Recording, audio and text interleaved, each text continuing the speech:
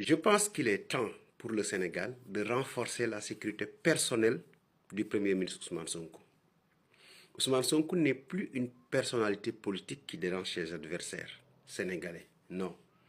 Il est devenu le symbole dans ce XXIe siècle de la lutte contre l'impérialisme, de la lutte contre le néocolonialisme, de la lutte contre la France-Afrique.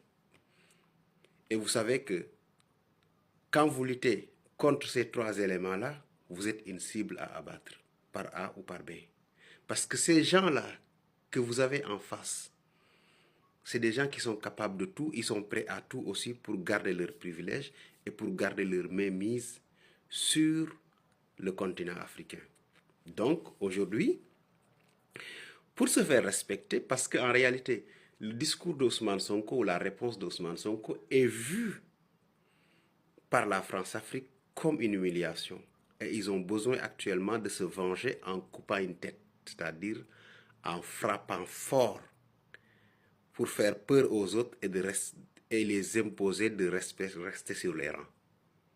Ce qui fait qu'aujourd'hui, moi je pense personnellement que Ousmane Sonko doit être sursécurisé parce qu'il dérange. Il dérange et au Sénégal, il dérange et à l'international. Parce qu'aujourd'hui, quand on parle de l'impérialisme, souvent les gens pensent aux Occidentaux. Mais en réalité, ces Occidentaux-là ne viennent pas comme ça en Afrique s'installer.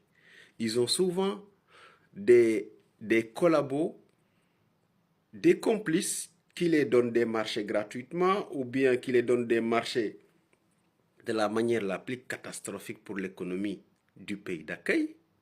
Après, ils servent de bras armés pour combattre toute velléité d'indépendance ou bien de souveraineté. Ce qui fait aujourd'hui que vous avez vu